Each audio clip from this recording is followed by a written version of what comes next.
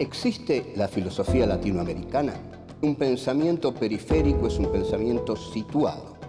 Europa se arroja sobre América Latina la herencia de los pueblos originarios, los proyectos de nación, el porqué de este pensamiento, el rechazo al colonialismo, la unión latinoamericana, la lucha de clases en Argentina, países subalternos, marginados, que no han participado de la centralidad de la historia. América Latina, filosofía y colonialismo.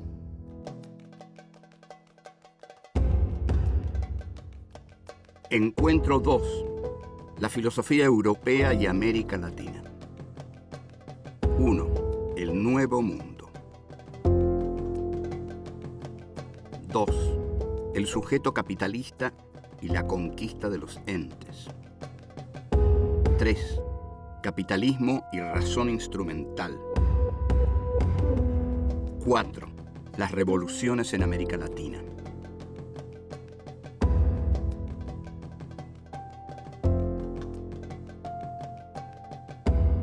Tenemos que indagar ahora en una relación muy interesante, que es la relación entre la filosofía europea y América Latina. Vamos a partir de la cumbre del pensamiento europeo, que es Jorge Guillermo Federico Hegel. Hegel, desde la Universidad de Berlín, en 1831, venía ya dando sus clases, sus lecciones sobre la filosofía de la historia universal. Hay un capítulo que Hegel le dedica al Nuevo Mundo. La visión olímpica de Hegel, porque es la visión de un dios olímpico, que en ese momento está en la cumbre del pensamiento y es el filósofo oficial de Prusia y de Federico Guillermo. O sea, es un lujosísimo filósofo de la monarquía. Entonces, Hegel dice que América Latina, el Nuevo Mundo, él no le va a negar el honor de haber salido de las aguas al mismo tiempo que el Viejo Mundo. En realidad dice, sí, habrán salido de las aguas al mismo tiempo. Sin embargo, dice, yo observo que en el Nuevo Mundo hay todavía una inmadurez geográfica. Ustedes observan el desdén colonialista que hay en esta frase, que no le concede al Nuevo Mundo ni siquiera el haber cerrado geográficamente. Entonces, imaginen también la enorme superioridad del Viejo Mundo, que viene del alma griega, del helenismo. Los griegos son la base de la filosofía occidental. Entonces, Hegel va a decir que el Nuevo Mundo no tiene muchas posibilidades de desarrollo todavía, que afortunadamente Europa lo ha incorporado y que se verá en el futuro qué va a ocurrir. Y pronostica una guerra muy interesante que se ha dado o no se ha dado, eso depende de la interpretación que hagamos, entre el Nuevo Mundo del Sur y el Nuevo Mundo del Norte, entre América del Sur y América del Norte. La cuestión es que Hegel dice que estos territorios deben ser colonizados por Europa para que entren dentro de la historia universal. Para Hegel, todo aquello que es tomado por Europa es tomado por el espíritu, por la racionalidad, por la historia. Hay pueblos sin historia. Los pueblos sin historia son aquellos pueblos que no han sido tomados por el avance de la modernidad occidental. Entonces, estamos viendo aquí algo muy claro. Es la gran concepción hegeliana justificando al colonialismo. Allí donde entra el colonialismo, va a decir Hegel, o lo está diciendo, entra la historia. Cuando Hegel habla de África, más despectivo no puede ser. Y cuando habla del maometanismo y del Islam, también dice, el Oriente se acabó, se ha quedado dormido en la pereza islámica. Fíjense qué interesante esto que dice Hegel, ¿no?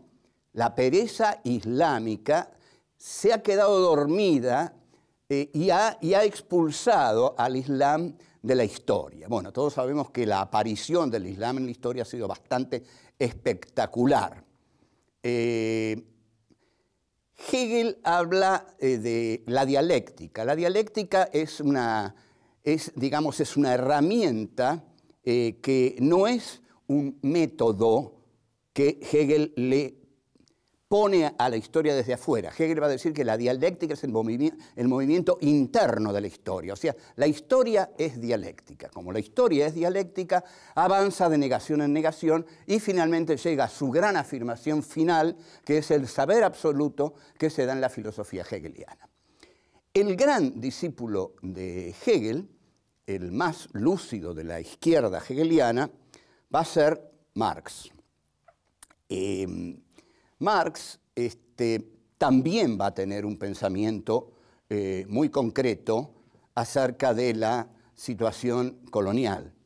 En el Manifiesto Comunista, Marx desarrolla una admiración por el poder revolucionario de la burguesía que es sorprendente, hasta el punto en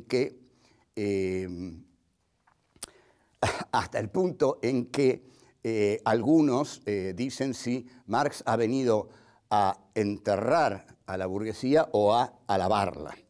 Esta burguesía, que Heidegger va a encontrar su surgimiento en el cogito cartesiano, en el sujeto cartesiano, esta burguesía para Marx debe expandirse planetariamente. Allí donde entre la burguesía capitalista, entra el progreso, va a decir Marx. Incluso Engels tiene un texto que dice: en buena hora Estados Unidos ha conquistado a México, porque al conquistarlo va a instaurar ahí las modernas relaciones de producción capitalista.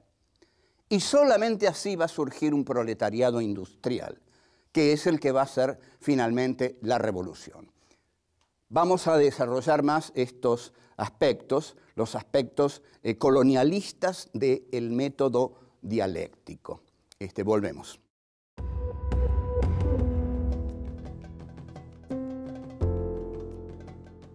La crítica a la modernidad capitalista la encara Heidegger en los libros que siguen a su primera gran obra maestra, Ser y Tiempo. Concretamente, la crítica es la siguiente.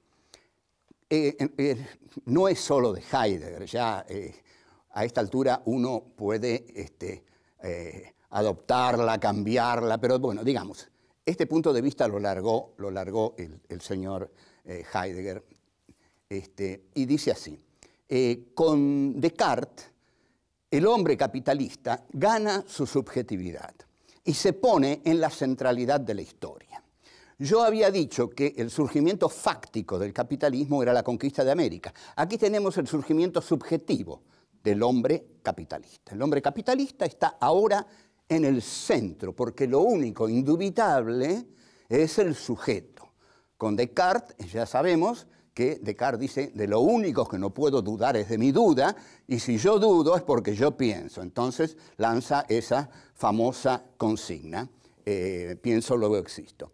Ahora, esta subjetividad capitalista, que ya en los hechos está conquistando el planeta, fortalece al hombre capitalista porque le da la certeza de que la realidad existe porque la piensa el sujeto. Lo fundamental del idealismo filosófico es deducir la existencia de la realidad a partir del sujeto cognoscente. Y esto surge con Descartes y luego se desarrolla con Kant y con Hegel. Ahora bien, Heidegger dice que en ese momento el hombre olvida al ser y se consagra a la conquista de los entes. Esto lo vamos a aclarar porque es fácil. Que el hombre olvide al ser a nosotros no nos tiene por qué importar demasiado. Le importa mucho a Heidegger, digamos. Pero vamos a la cuestión de que el hombre se consagra a la conquista de los entes. Los entes son las cosas. Entonces Heidegger dice que el hombre capitalista que surge, cuya subjetividad surge en Descartes, se consagra a través de la técnica al dominio de la naturaleza, a la explotación de la naturaleza y a la devastación de la tierra. Heidegger no va a hablar de colonialismo, no va a hablar de explotación, no va a hablar de lucha de clases. Es un señor campesino al cual le importa mucho que la tierra sea devastada. Pero está señalando un punto muy importante de la razón occidental. La razón occidental necesita arrasar la tierra para realizar su poder técnico. Necesita arrasar los bosques para construir casas y, como hoy, necesita tener petróleo para que un país enorme funcione, y eso determina una guerra. Si hubiera arvejas en Irak, Estados Unidos no estaría ahí. O sea, son los proyectos imperiales los que determinan las guerras. Si hubiera arvejas, no estaría ahí. Si hubiera petróleo en América Latina, tal como hay petróleo en Irak, Estados Unidos estaría aquí.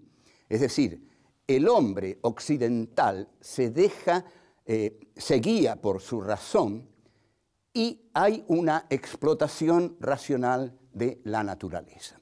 Pero este pensamiento de Heidegger es incompleto, porque no señala que ese hombre es el hombre del colonialismo. Heidegger, y por favor yo quisiera que escuchen esto claramente, Heidegger está tan de moda hoy porque es el único pensador de derecha que critica al capitalismo. Entonces toda la filosofía que sigue a Heidegger y quiere huir del marxismo, cuando ve el colapso inminente o no tan inminente de la Unión Soviética, dicen lo siguiente: salgamos de Marx porque la Guerra Fría se soluciona en favor de los Estados Unidos. ¿Qué otro gran filósofo hizo una crítica a la modernidad capitalista? Bueno, Heidegger. Dice, por ejemplo, Michel Foucault, Deleuze, Derrida, etcétera, etcétera, y Althusser, el estructuralismo y el postestructuralismo. A la vez comienzan a imaginar, a postular la importancia del lenguaje.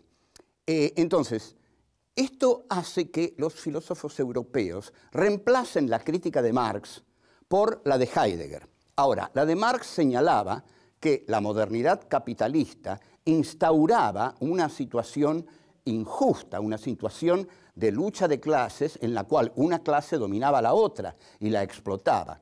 Pero Heidegger no señala eso. Heidegger, que va a terminar en un misticismo zen, lo que dice es que el hombre capitalista, a través de la técnica, devasta al planeta para conquistarlo. Pero que el horror para Heidegger va a ser que el hombre capitalista olvida al ser. Y todavía añade algo más extraño, que no solo el hombre capitalista olvida al ser, sino que el ser se retira. Yo, la verdad, estas cosas, los heideggerianos me podrán odiar porque hay todo un enorme club universal de heideggerianos, pero yo no sé a dónde se fue el ser. La cuestión es que nunca lo vi, no lo conozco, ni Heidegger lo vio al ser. Se ha retirado tanto que, nadie sabe dónde está. Lo que sí sabemos es que el hombre capitalista se muere por conquistar los entes, y que esta es la esencia del capitalismo. Pero Marx a los entes los llamó mercancías. Vamos a ver cómo es eso y qué diferencia hay entre una actitud y la otra. Volvemos.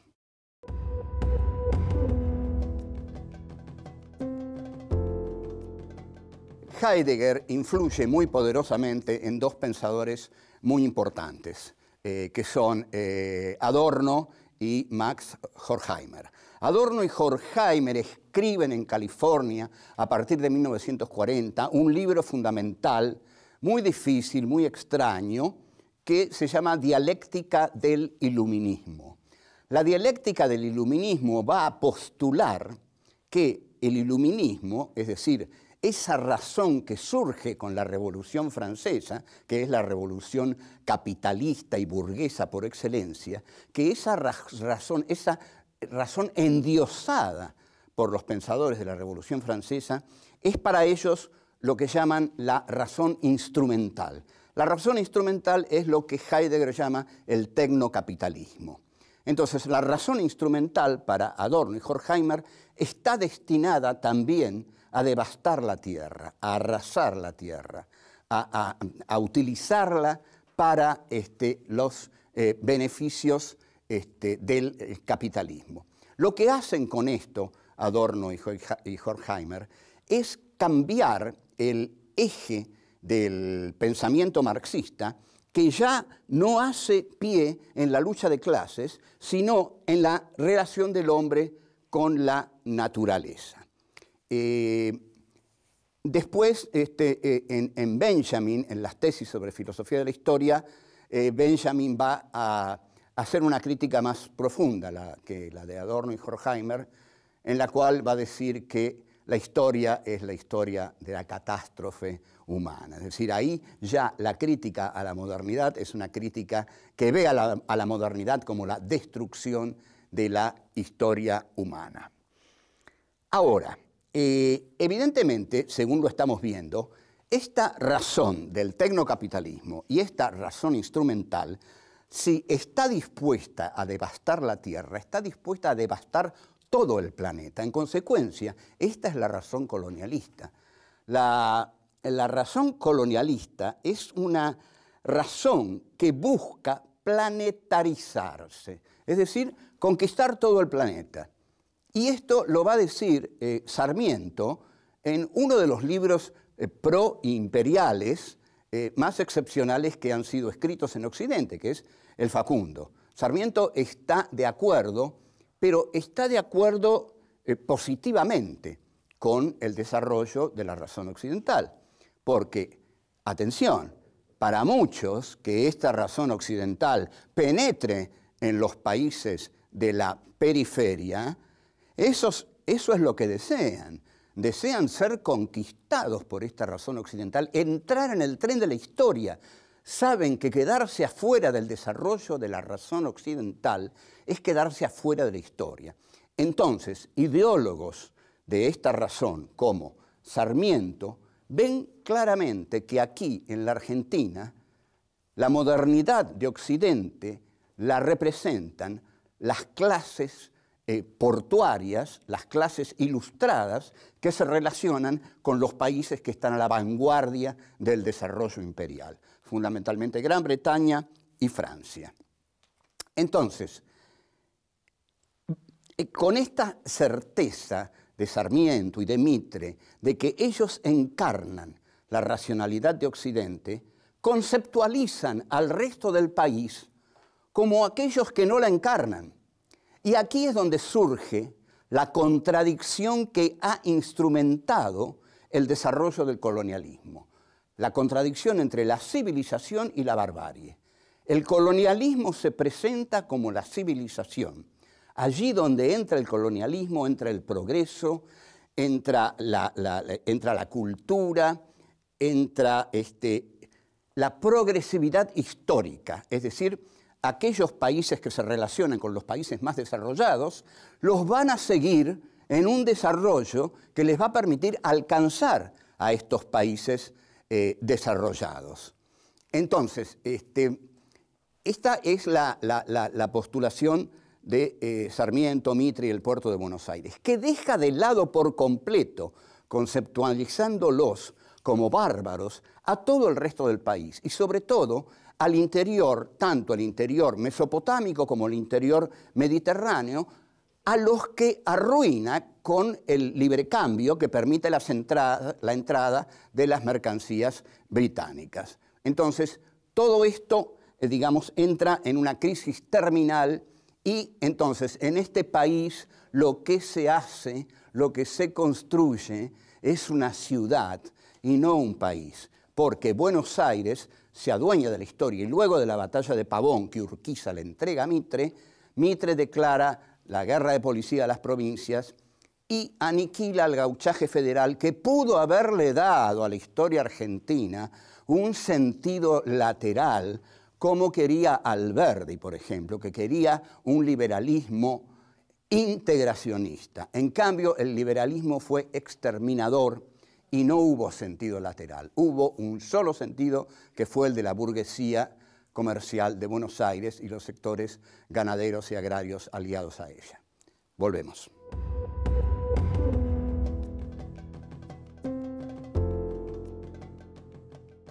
¿Qué pasó en América Latina?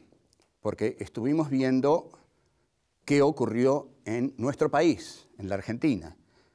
En la Argentina, digamos, los sectores dominantes aceptaron acríticamente la modernidad capitalista, creyendo que los llevaría al progreso. En todo el resto de América Latina ocurrió algo absolutamente similar.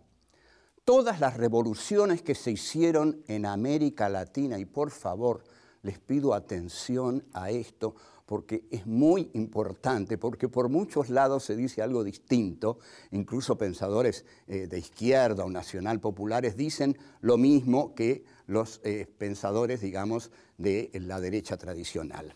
En toda América Latina, los movimientos independentistas fueron para liberarse del poder monopólico monárquico español. Para todos los movimientos independentistas, España era el atraso y había que derrotar a los godos para poder entrar en la corriente de la modernidad capitalista. Entonces, se realizan esas revoluciones que en realidad son exactamente eso. La revolución es la lucha para echar al conquistador español y para tener la libertad de comerciar con quien se quiera, sobre todo con Inglaterra. Por eso la causa de la liberación latinoamericana, está tan apoyada por Inglaterra. Esto está hegemonizado por las oligarquías de cada país, por las burguesías mercantiles hambrientas de mercancías europeas para enriquecerse con su intermediación. De aquí que todo proyecto de unidad de América Latina haya fracasado por completo, porque América Latina no buscó su unidad, buscó lo que se ha llamado su balcanización o su desunión, porque todas esas oligarquías no querían unirse, cada una quería hacer su propio negocio a partir de su propio país. Hubo quienes señalaron esto, mostrando que era la sumisión a otro imperio, salir del imperio español para entrar en el imperio británico. ¿Quiénes fueron? Bueno, podemos hablar desde el mismo Bolívar hasta, digamos, Mariátegui, José Martí, un pensador como Salvador Allende, que en Chile expresa este deseo de independencia, como pensadores como Leopoldo Sea, el mexicano, que escribe un libro que es Filosofía de la Historia latinoamericana, o los filósofos de la llamada teoría de la dependencia en los años 70, que son Gunder Frank en Chile, Teotonio dos Santos, Darcy Ribeiro, bueno, pero los que más hondamente vieron esta cuestión, creo que hay en Bolívar un intento temprano de buscar la unidad del continente latinoamericano. Y mi teoría, que vamos a desarrollar más adelante, porque más adelante vamos a desarrollar a todos estos pensadores, es decir, a Mariátegui, a Martí, la Revolución Mexicana, pero creo que en la reunión de Guayaquil, Bolívar le debe haber dicho a San Martín algo de sus planes sobre la Gran Colombia. San Martín lo debe haber interpretado como la ambición desmedida de Bolívar para crear la Gran Colombia o la unidad latinoamericana y convertirse en el dictador de ese proyecto. Y en todo caso, San Martín le habrá dicho que él no había venido a América para eso, a Latinoamérica para eso, que él había venido para liberarla del yugo monárquico español, que esa tarea estaba realizada y que él se despedía porque él había venido para eso. Se negó entonces a entrar en las guerras civiles argentinas, tarea que hizo Lavalle malamente, y San Martín parte habiendo cumplido la tarea que él había venido a realizar, es decir, expulsar al colonizador español.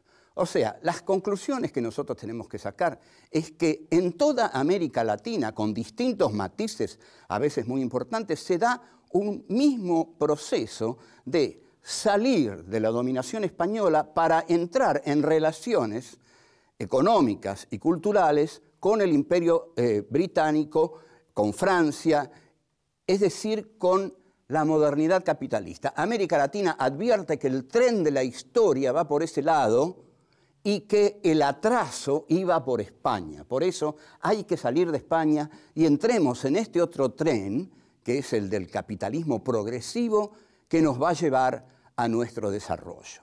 Gran error, porque había dos trenes. Un tren por el que iban los países imperiales, que metieron a los países que se quisieron integrar en otro tren, que llevó al atraso y a la frustración a los países latinoamericanos. De todos modos, la modernidad capitalista en estos momentos está en crisis en todo el planeta porque no ha podido resolver ninguno de los problemas que el marxismo había planteado. Ante todo, la desigualdad.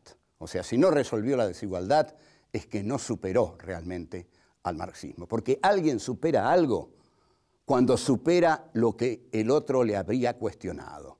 Entonces, no se lo ha superado porque lo que se le cuestionó al capitalismo, es decir, su desigualdad flagrante, el capitalismo no la ha superado. La desigualdad cada vez crece más y nunca hubo más hambrientos en el mundo. Vamos a desarrollar todo esto que es penoso, pero es necesario en las siguientes reuniones en las que nos encontremos.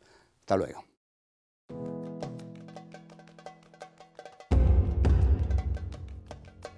Hay pueblos sin historia. Los pueblos sin historia son aquellos pueblos que no han sido tomados por el avance de la modernidad occidental. Si hubiera arvejas en Irak, Estados Unidos no estaría ahí. O sea, son los proyectos imperiales los que determinan las guerras. Si hubiera arvejas, no estaría ahí.